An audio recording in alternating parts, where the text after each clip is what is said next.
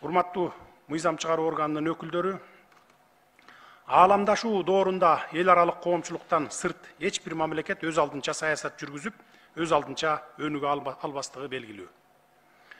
Анын ичинде Кыргызстандагы коңшу мамлекеттер менен кайсы бир уюмдарга мүчө мамлекет катары эл аралык коомчулук менен тыгыз байланышта иш алып барат. Бүгүн дүйнө жүзүндө өнүгүү процесстери ушундай тез ылдамдык менен бара жатканына күбөбүз. Коронавирус пандемиясынан кийин өнүккөн мамлекеттердин экономикасы дагы пандемияга чейинки деңгээлге али жете элек. Ошону менен катар, бүгүнкү күндө Россия менен Украинанын ортосунда болуп жаткан окуялардын кесепети дээрлик бардык мамлекеттерге терс таасир этип атканын көрүп жатабыз. Кыскасы, дүйнөлүк деңгээлде соода экономикалык, коопсуздук, алака катыш жана башка чөйрөлөрдө абал кыйын. Айрыкча акыркы күндөрдө эл аралык жагдай жана дүйнөлүк рыноктогу кырдаал кескин курчуп баратат. Буга баам салып байкап турасыздар өзүңүздөр. Албетте биз кичинекей эле өлкөбүз. Биздин согушту токтотуп коюуга таасирибиз деле жетпейт. Ошондуктан биз калыс өлкө болушубуз керек. Доллардын кунунун көтөрүлүшүн, күйүүчү майга карата баанын жогорулашын, азык түлүктүн баалары да барган сайын өсүп жатканын элибиз менен чогуу баштан өткөрүп жатабыз. Ушундай кыйчалыш убакта бизге эң оболу ынтымак керек болуп турат. Ынтымак бар жерде ырыс бар деген накыл кеп бар элибизде. Бизге капшабы тийип жаткан сырткы таасирлерди жумшартуу максатында бийлик бутактарынын жасаган иши менен айткан сөз айкалышып, бир багытты көздөп, бир муштумга бириккендей иш алып барышыбыз абадай зарыл болуп турган чак. Мен өткөндө министрлер кабинети тарабынан жогоруда тизмектелген каатчылыкка каршы иш-чаралар планы иштелип чыккандыгын айттым эле.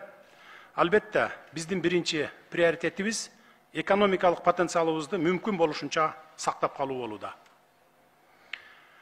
Сиздерде дагы жакшы ой пикир, жакшы сунуштар бар экенине ишенем. Болгону бири-бирибизди сындап, кылдан кыйкым издебей, ишибизди илгерилетүүнүн үстүндө гана болсок деген тилек. Башкага убакыт жок. Дүйнөлүк экономикалык агым, баалардын өсүү темпи бизди сындашып, акыйлашып олтурганыбызга карабайт. Амбицияларыбызды жыйыштырып, позиция дебей, жалпы журтубуз менен бул сыноодон татыктуу өтүү үчүн колдон келгендин баарын ыкчам түрдө ишке ашыруубуз мезгил талабы болуп турат. Мына бүгүн кумтөр маселесин колдоп бердиңиздер. Терең ыраазычылык билдирем. Алдыда дагы бир топ орчундуу маселелер мамлекетибизди экономикалык кризистен чыгарып кетүүчү эң чоң долбоорлор болот. Аларды да сиздерге алып келебиз. Сиздер менен биргеликте коркпой, эки жакты карап кылчактабай, чечкиндүү кадамдарга барып, тездик менен алдыга жылууну уланта беребиз. Кризистик абал бара-бара оорлошо бере турган болсо, өлкөнүн азык-түлүк коопсуздугун камсыз кылуу үчүн болгон күчүбүздү, бар мүмкүнчүлүгүбүздү жумшоого туура келет. Андыктан министрлер кабинети негизги басымды айыл чарбасына жасап, айдоо жерлерибизди кысыр калтырбай эгин эгип, жалпы эле айыл чарба продуктыларын өндүрүү менен аларды кайра иштетүүгө өзгөчө көңүл буруп жатканы дагы ушундан. Кудайга шүгүр, мээнеткеч иштегенден талбаган дыйкан элибиз бар. Алар болгону сугат суу, таза үрөн, жер семирткич жана арзан насыя гана талап кылып келе жатышат. Биз колубузда болгон акчабызды баарын бердик, 26 миллиард. Албетте бул сумма бардык дыйкан фермерлерди быйыл эле дүңүнөн насыя менен камсыз кылып койгонго жетпейт. Ошондуктан эмдиги жылдарга дагы караштырып жатабыз. Биздин оюбуз боюнча 3-4 жылда толук камсыз кылабыз деген планыбыз бар. Албетте, эгерде казынабыз толтура болгондо, быйыл эле баарын камсыз кылып койсок жакшы болот эле. Бирок акыбалыбызды өзүңүздөр жакшы билесиздер. Пандемиядан кийин биз эмес, өнүккөн өлкөлөрдүн дагы экономикасы калыбына келе элек.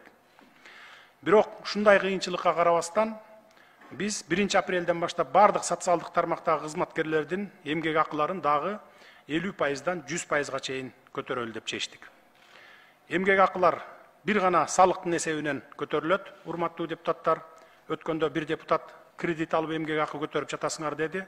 Министрдин орун басары тыңгылыктуу жооп бере албай атат да. Же өзү билбейт, министрдин орун басары же даяр эмес.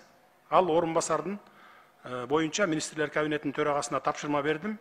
Кызматка татыктуу эмес болсо бошотуш керек. Азыр кызматка биз тааныш билиш же бирөөнүн көңүлү үчүн кармап отурганга акыбыз да жок. Бизди убакыт күтпөйт. Иштейм деген элдин талаптарын орундатып, саясатын жөндөп бере албасак, бийлик бутактарында отуруп, элге кызмат кылып атабыз деп айтпай эле коелук. Берекелүү түшүмдүн эң башкы себеби эле сугат суусу, ошол үчүн суу өмүр булагы деп айтылат. Бул багытта өкмөт жыл башынан бери эле ирригация системасын жолго коюуга, каналдарыбызды тазалоого тийиштүү каражат бөлүп, алардын натыйжалуу пайдаланышына бекем көзөмөл жүргүзүп жатат. Тармактык министрликтердин дал ушул багытка жооп берген орун басарлары жүргүзүп жаткан иштери, бөлүнүп жаткан каражаттар тууралуу парламент жыйындарында маалымат берип, ар бир каражаттын кайда, кандай жумшаларын чечмелеп берип жатат деп ойлойм. Кыскасы, эмгекчил элдин койгон талабын өз учурунда аткарып, жаздын бир күнү жылга тете дегенди эстен чыгарбай, эл менен тыгыз иштешүүгө маани беришибиз зарыл. Ыкчам чечүүнү талап кылган маселелер боюнча мен өткөндө да айттым эле, министрлер кабинетинин чоң жыйынына келип, өз маалында маселе коюп, жообун алсаңыздар болот. Министрлер кабинетинин толук курамынын жыйыны ар бир 5-күн сайын кечки саат 18:00-дө өтүп турат. Ар бир депутат үчүн эшик ачык. Сиздер барып катышканга акылуусуздар. Сөзүмдүн акырында ишибиздин ыкчам жүрүш үчүн тыгыз байланыштагы ыкмалар, иш аракеттер менен кызматташуу болсо деген тилегим бар. Жогоруда белгилеп айтканымдай, ынтымагыбыз бекем болгондо гана көздөгөн максатыбызга жетебиз. Буга сиздер да макулсуздар деп ойлойм. Ишиңиздерде ийгиликтер болсун, эл өкүлү катары эл үчүн иштейбиз деп келген максатыңыздар ишке ашсын. Кыргызстаныбызда тынчтык өнүгүү болсун. Рахмат көңүл бурганыңыздарга.